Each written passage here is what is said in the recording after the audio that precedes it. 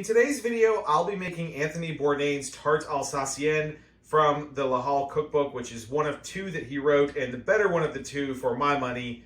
It's all French food, and it's all from his time working in the kitchen at the La Halle restaurant. This is one of the signature desserts in the back, and just take a look at it, guys. This evokes French food, right?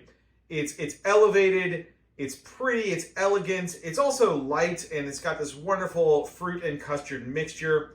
It's got this fantastic apple rose on the top and a little sprig of rosemary, and just everything about it screams this is a show-stopping finisher to any meal. So let's go ahead and hop into the kitchen. I think you guys are going to enjoy this. We're going to begin this recipe by making the tart dough. So the first thing we're going to do is put 250 grams of pastry flour into a large bowl. And then we're going to put 1.5 tablespoons of sugar and a pinch of salt. And we're just going to get all that mixed in together a little bit and make kind of a divot or a well here in the middle. Into that well, we're going to put in a full stick or half a cup of chilled butter that we've chopped up, as well as a beaten egg, also cold, and 1.5 tablespoons of water. And now we're going to use our pastry cutter here, and we're just going to work this over until it gets incorporated into kind of a little bit of a shaggy dough. But we really want to get that butter worked in uniformly without heating it up into this dough. Once you get your dough to this point, you can start using your hands and sort of mashing it all together to form a big solid piece of dough. Once your dough has come together, we're going to flatten it out just a bit so that as it chills, it'll be in the general shape of what we want it to be here in the end. And then we're just going to wrap it up.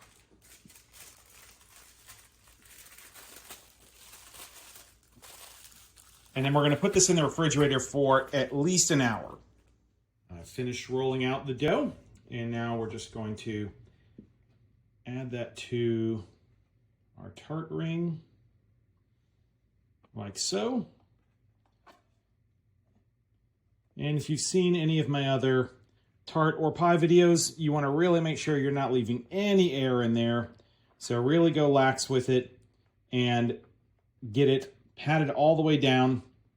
If you end up with any tears, you can go ahead and patch them, but just make sure you're not leaving any air pockets and you're pushing it all the way into the bottom of the tart ring, as well as to the fluted edges, so that everything, it's dough to metal the whole way around. Now we have a beautiful little tart shell. So I'm going to go ahead and put a little paper on this and put some pie weights in there just to make sure we don't get any air bubbles that make our tart dough deformed here. And I've preheated an oven to 400 degrees, and we're just going to partially bake this tart for about 12 to 15 minutes, just to partially bake it before we fill it.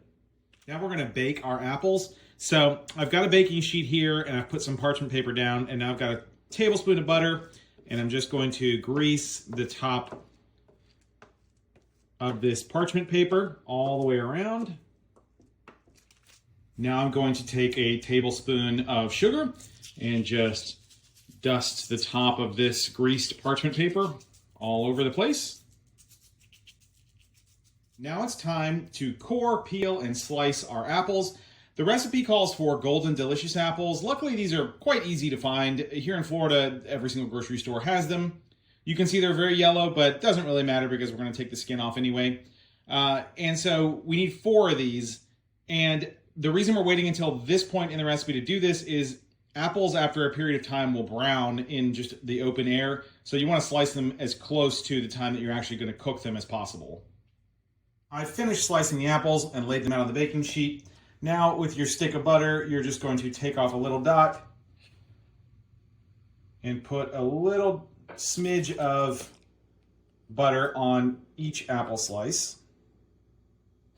The last thing we're going to do is sprinkle another heaping tablespoon of sugar over the top of the apples, and then we're going to bake these in a 300-degree oven for about 40 minutes. I've removed the apples from the oven, and now I'm going to let them cool so that I can handle them with my bare hands. Now we're going to make a simple custard to go with this tart as well. This is 4 eggs I've cracked in here, and the remainder of our 3 ounces of sugar are going to go in as well. And we're just going to whisk all that together until we get a nice uniform mixture. At the stove, I've got half a cup of whole milk, and to that I'm going to add half a cup of heavy cream, as well as about a teaspoon of vanilla, and per usual, we're just gonna eyeball that because you can't really add too much vanilla. And now we're just going to bring this to a boil. The milk and cream mixture is now at a boil, and we're gonna immediately take it off of heat, and we're going to slowly drip in, while whisking the entire time, our egg and sugar mixture. And you want to go pretty quickly here so that those eggs don't really have time to cook and you end up with some scrambled eggs. My hand was in the way a little bit before, so I just want to make sure you guys see the level of thickness you want to go for with this. This is about where it is. It's just almost like an eggnog or a very thick milk type texture. It's still pretty runny, and that's okay because this is going to go in our tart and cook again in the oven.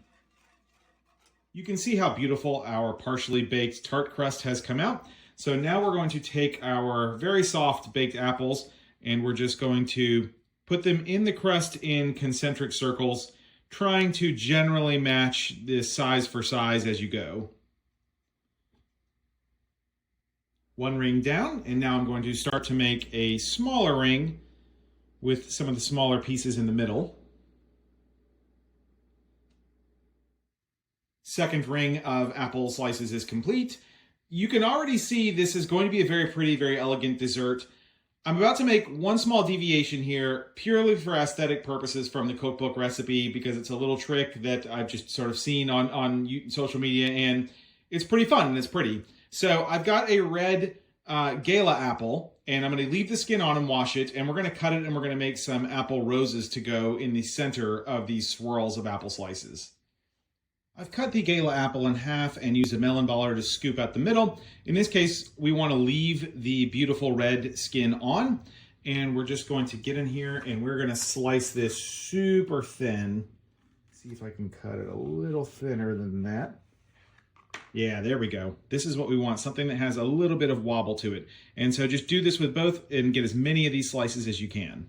Now we're going to put our apple slices in a bowl of super salty water, and that's going to make them more flexible.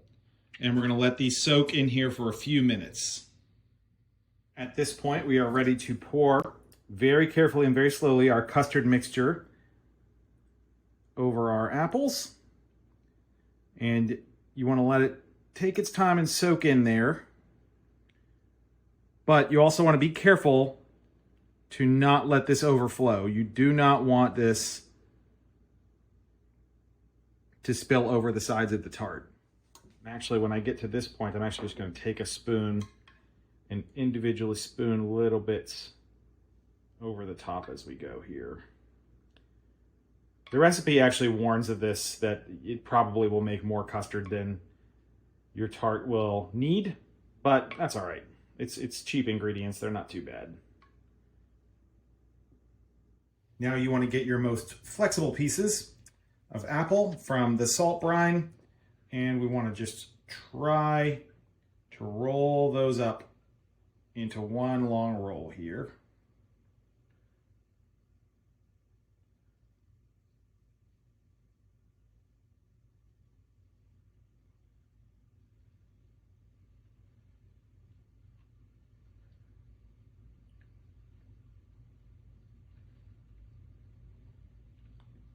And it's not as easy as they make it look on, but eventually you'll end up with a beautiful apple rose like this.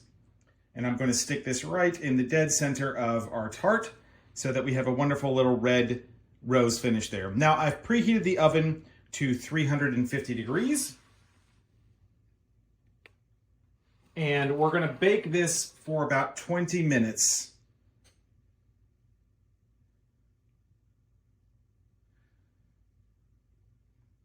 Look at that. Doesn't that look beautiful with the wonderful red rose in the middle? Now, I've preheated the oven to 350 degrees, and we're going to bake the tart for 25 minutes or until the custard is entirely set.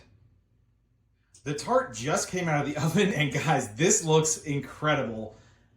I can't wait to dig into this later. We're not quite done yet, though. We're going to let this cool all the way back down to room temperature, and then we've got a couple of small little things we're going to do just to make this even more elegant before we dig in. The tart has cooled, and now the last little flourish we're going to put over the top of it is just a little bit of confectioner sugar around the edges.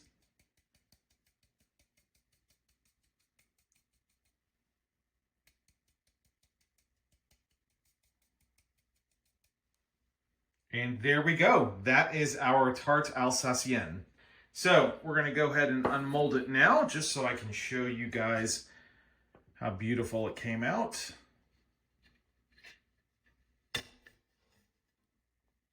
Look at that. That crust is perfect. Just show you the sides there. That crust came out perfect. The fluting is just magnificent.